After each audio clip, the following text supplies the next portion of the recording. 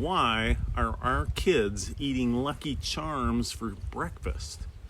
I'm Dr. T, founder of Health Without Risk, and today we're diving into a shocking truth about school lunches in America.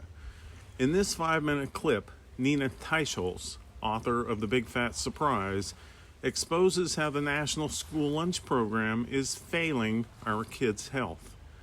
Stick around, this is a must-watch for anyone who cares about what our children are eating. Public school children get half of their calories a day from school meals if they have the breakfast and the lunch.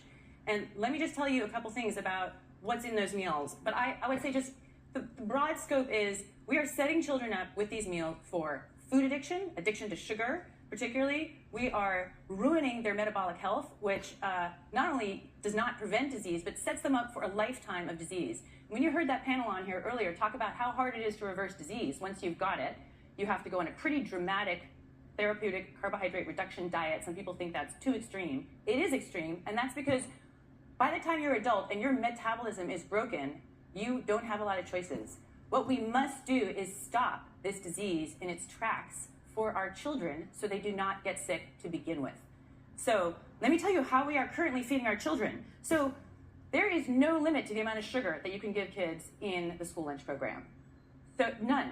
There is in the dietary guidelines. School lunch programs largely follow the guidelines, but not entirely. One of the exceptions is the dietary guidelines has a 10% cap on calories for sugar. The school lunch program has none. So here's one thing you can, a couple of statistics. This is from the USDA itself. 92% of meals in the school breakfast program exceed the amount of added sugars, such as the 10% limit. 92% of breakfast, 69% of lunch meals exceed that. And where they get most of that sugar is from the chocolate and strawberry milks that they're drinking.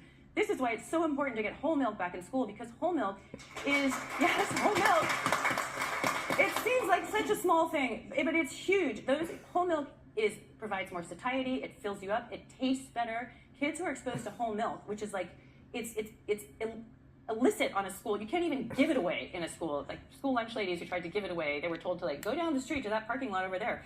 So it tastes better, and kids who have that choice will choose it over chocolate or strawberry milk. But without that choice, you've got basically watered down, terrible tasting, non-fat 1% milk. Of course, they're going to go for the high sugar version, which actually has a little taste to it.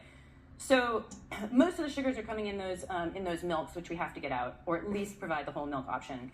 Then protein. I don't know, everybody knows we need an adequate amount of protein to build muscles, but protein is also essential for your immune health, for not getting sick, not getting viruses.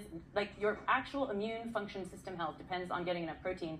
Currently, our dietary guidelines requires an amount of protein that is the absolute bare minimum. Like if you were feeding starving African children and would say we can only afford enough to keep them alive, that's our standard in this country. We need to roughly double that for optimal health.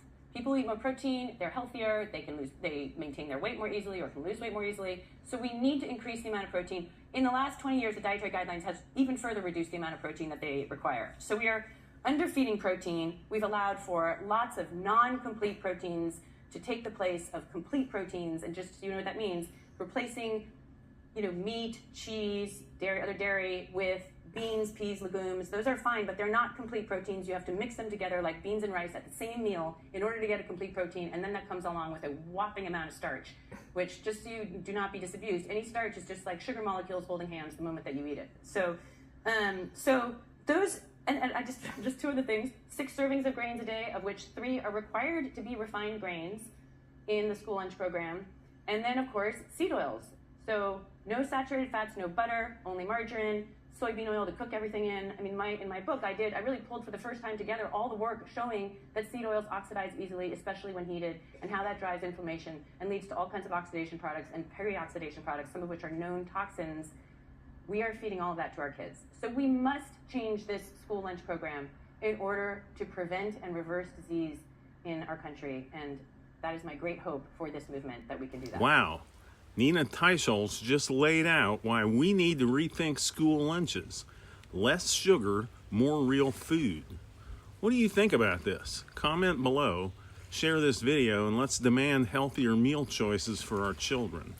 Follow Health Without Risk, where we're exploring options for better health that don't involve a bunch of prescriptions. Have a great day, and I'll be back soon. Bye.